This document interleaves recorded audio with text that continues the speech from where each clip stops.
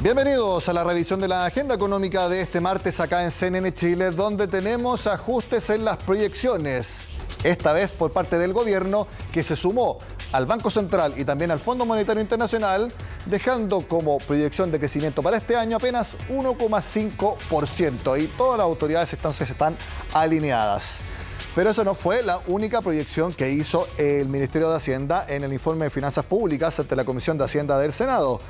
También se elevó la inflación. En el gobierno creen que acumulará 8,9% durante 2022.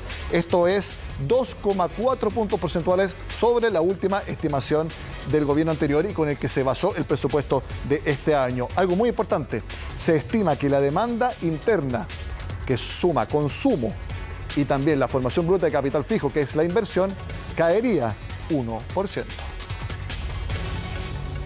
Nosotros acá estamos adoptando estimaciones considerablemente más moderadas, con un crecimiento del producto de 1,5% este año, una caída de 1% en la demanda interna y por supuesto ya vamos incorporando lo que es la mayor inflación. Son 2 puntos de diferencia, es bastante significativo.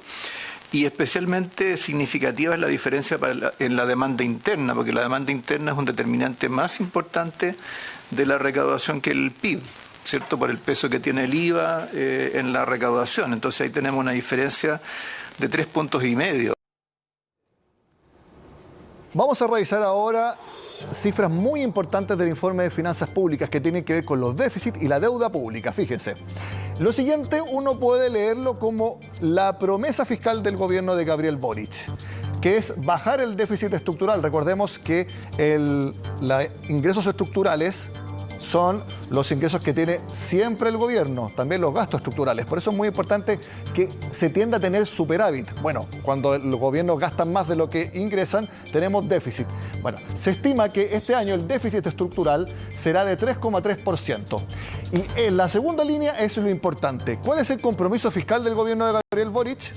Que cada año ese déficit, que este año será de 3,3%, cada año se baje en 0,75 puntos. Ese es el mensaje principal, reducir el déficit estructural en 0,75% cada año. Por ejemplo, el déficit efectivo, que ahí suma gastos que pueden ser, por ejemplo, de una sola vez, contingencias siempre la hay en los gobiernos, miren lo que sería, 7,7% del PIB. Ahora, lo importante que voy a mostrarles es cuál es también el compromiso del gobierno para ir reduciendo la deuda bruta.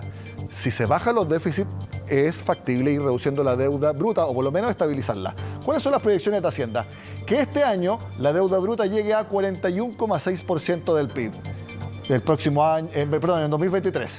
2024 42,9%, 2025 43,9% y 2026 sea 43,9%. Ahí entonces es cuando el gobierno quiere estabilizar la deuda bruta. De hecho, como la vamos a hacer en la siguiente gráfica, que en 2026 llegue a 43,9% es el escenario base que tiene el gobierno para llevar la deuda bruta. Por ejemplo, el gobierno cree que en un escenario optimista, en 2026, la deuda bruta puede ser de 42,8%. Pero también hablan de un escenario pesimista, que haya más gasto y menores ingresos, obligando a los estados a endeudarse. Y ahí el escenario pesimista es que la deuda llegue a 46,7%. Pero lo que busca entonces el gobierno de Gabriel Boric, liderado por el ministro de Hacienda, es que la deuda llegue a 43,9% en 2026 y allí se estabilice debajo de 45%. Aquí están entonces los compromisos fiscales ya fijados por la nueva administración.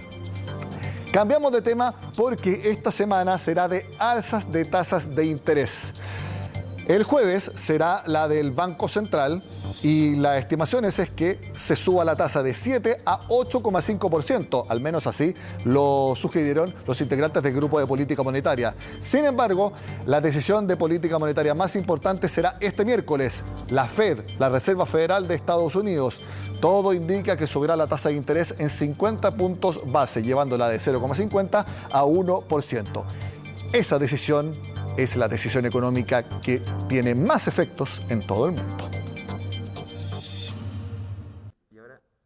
A pesar pesar de que el Banco Central adelantó que las próximas alzas de tasas serán menores a lo ya realizado, el contexto económico ha ido cambiando y justamente por eso el Grupo de Política Monetaria recomendó subirla en 150 puntos, ubicándola en 8,5% desde el jueves. La diferencia entre 100 y 150 puede no ser tan significativa, sino que el mensaje es que se necesita continuar con el proceso de endurecimiento de la política monetaria para poder volver a anclar las expectativas dentro de lo que es el rango del objetivo del Banco Central. Las razones de los economistas responden a factores externos e internos. Por el lado internacional, persisten los riesgos por el conflicto bélico entre Rusia y Ucrania, sumado a los nuevos brotes de COVID-19 en China, que han reducido las perspectivas de crecimiento global.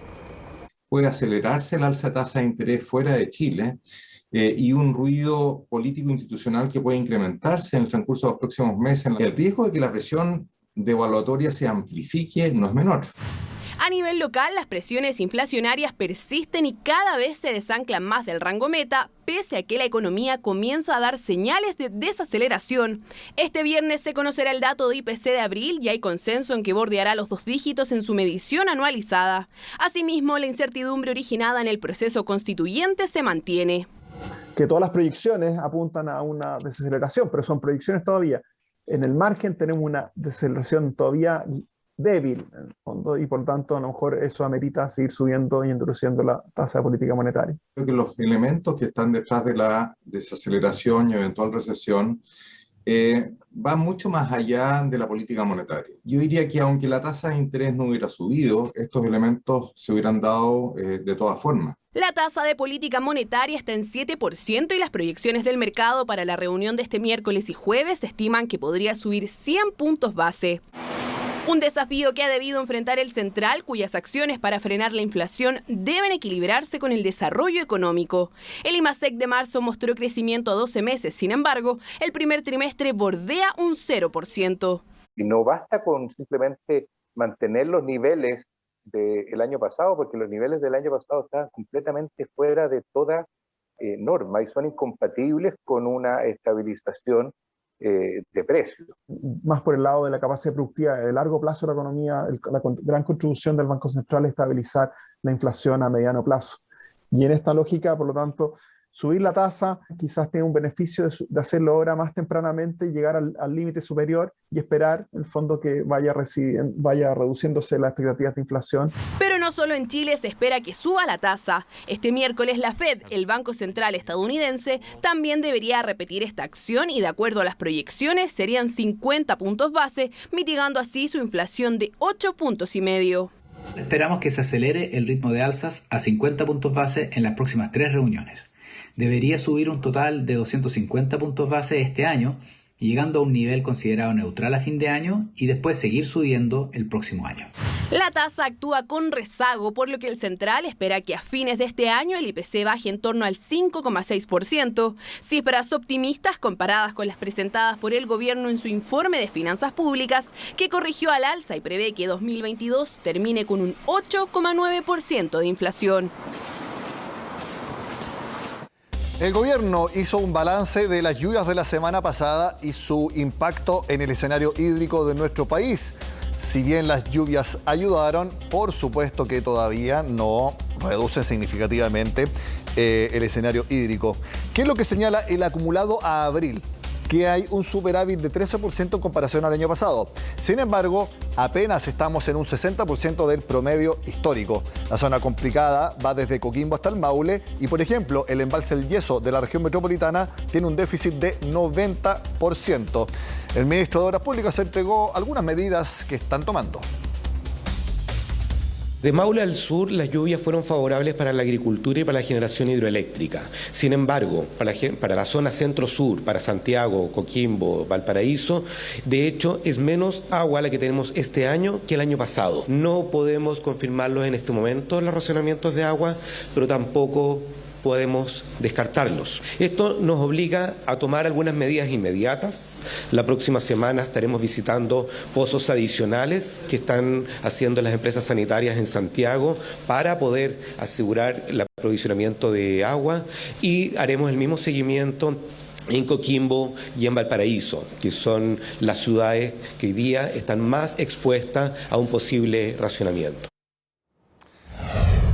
El lunes en la noche se confirmó algo que se había adelantado. El Servicio de Evaluación Ambiental rechazó la resolución de calificación ambiental del proyecto de expansión Los Bronces de Anglo American. ¿Cuál fue la razón principal? Según el Servicio de Evaluación Ambiental, no se aportó la información suficiente para descartar un impacto negativo en la calidad del aire y en la salud de las personas. Eso sí, desde Anglo American respondieron rápidamente descartando ese argumento. Según el comunicado, Anglo American está analizando la resolución de calificación ambiental y espera continuar el proceso de permisos que establece el marco regulatorio y que incluye la posibilidad de llegar al Comité de Ministros.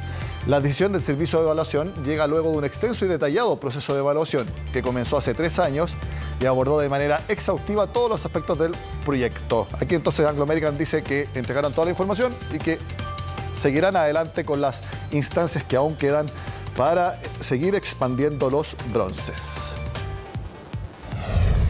Hacemos la pausa en Agenda Económica y al regreso les contamos del Investor Day, evento que desarrollará esta semana la Cámara Chilena Norteamericana de Comercio para atraer capitales específicamente en desarrollo sostenible. ¿De qué se trata? Lo vemos al regreso acá en Agenda Económica.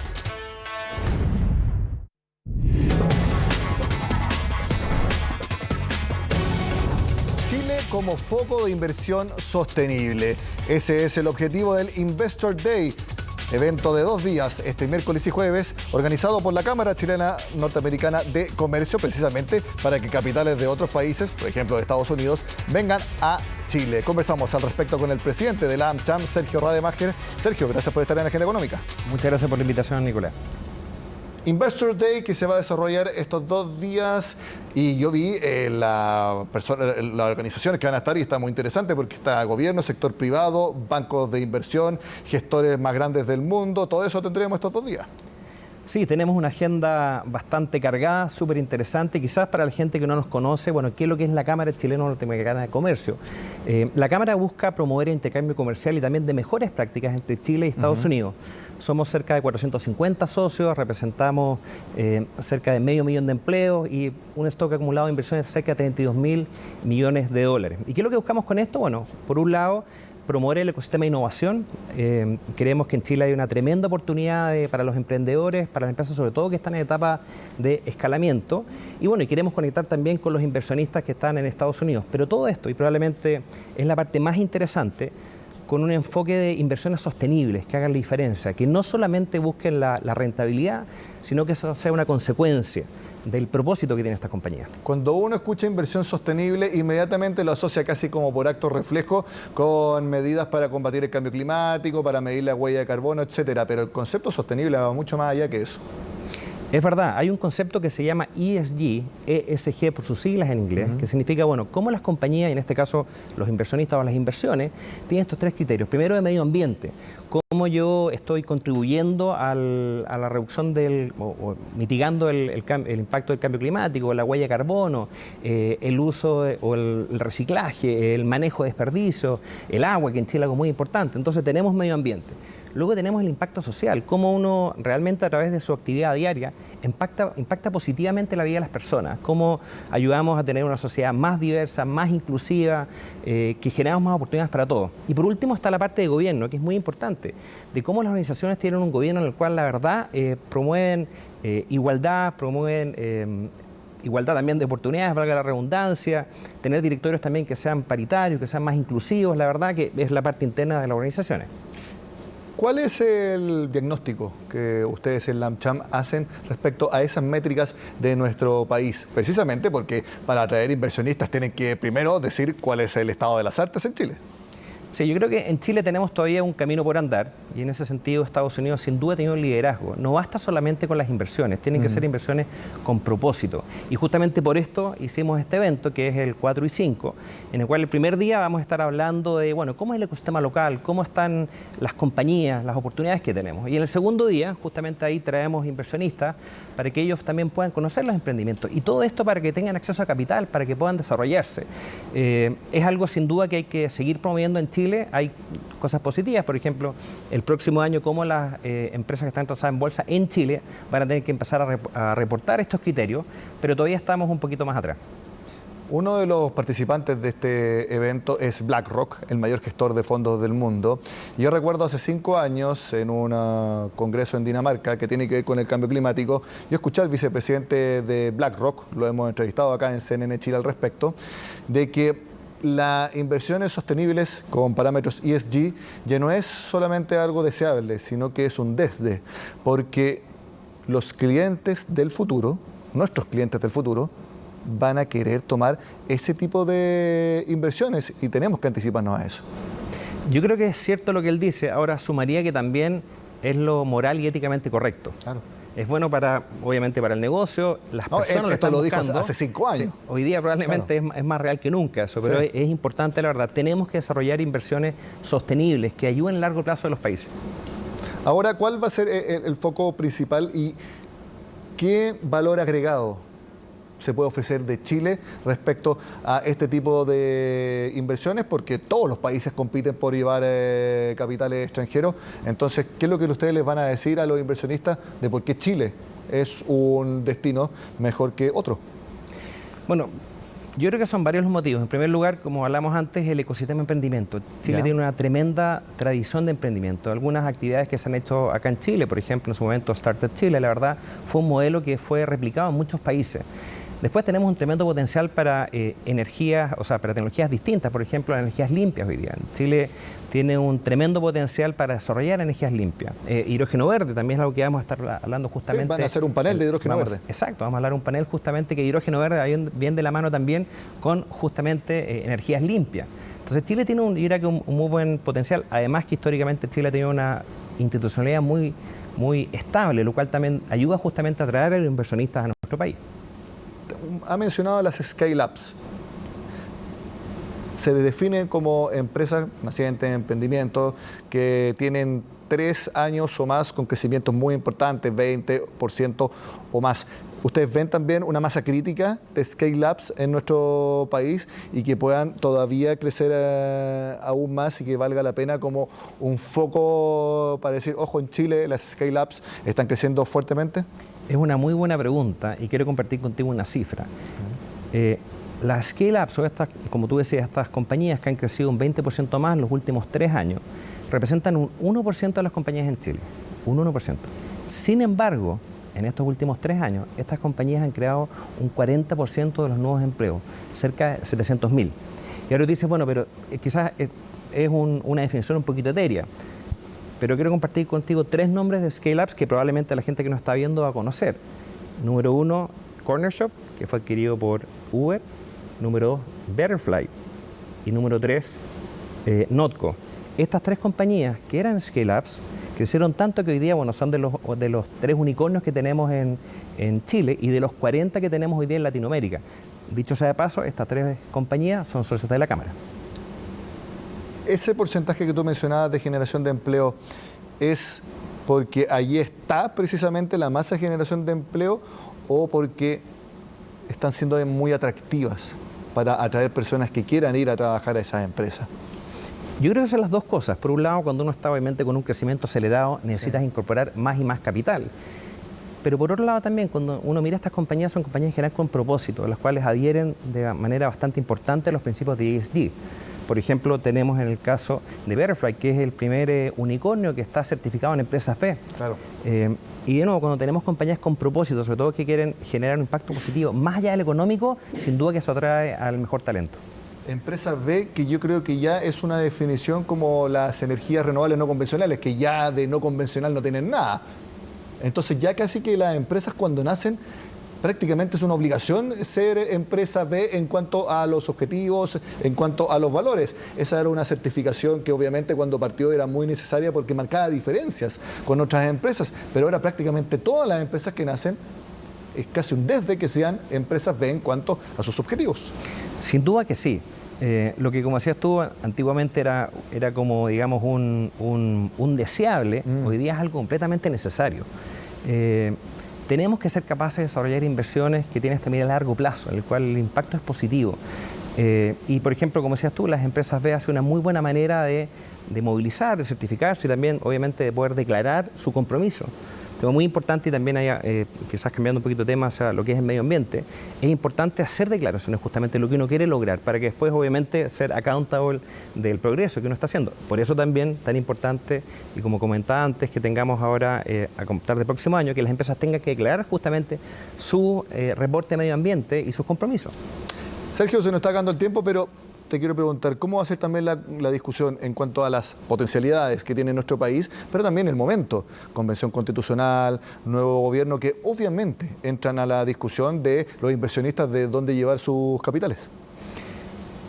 Yo creo que, a ver, en primer lugar los dejo a todos invitados para que participen. Este es un evento abierto que tenemos en AmCham para que todos los que puedan participar.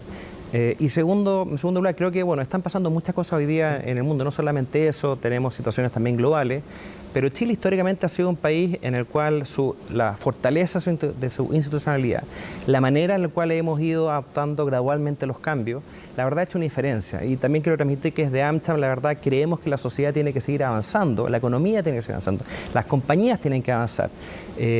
Pero sin embargo, creemos que ese cambio tiene que ser gradual y tiene que ser conversado. Es importante recuperar justamente el diálogo y también creo que en ese sentido es muy importante, a raíz de la reforma tributaria que el otro día justamente estábamos hablando en AmCham, es justamente estos diálogos sociales en el cual todos los actores de la sociedad pueden participar de temas que son tan importantes para todos. Y también cambios como los que vive Chile se han visto en otras partes del mundo, y eso también lo de los inversionistas. Los inversionistas internacionales ven esto con algo más de distancia, quizás desdramatizan respecto a lo que hacemos internamente acá, y eso también es una mirada muy importante que podemos ver en este seminario.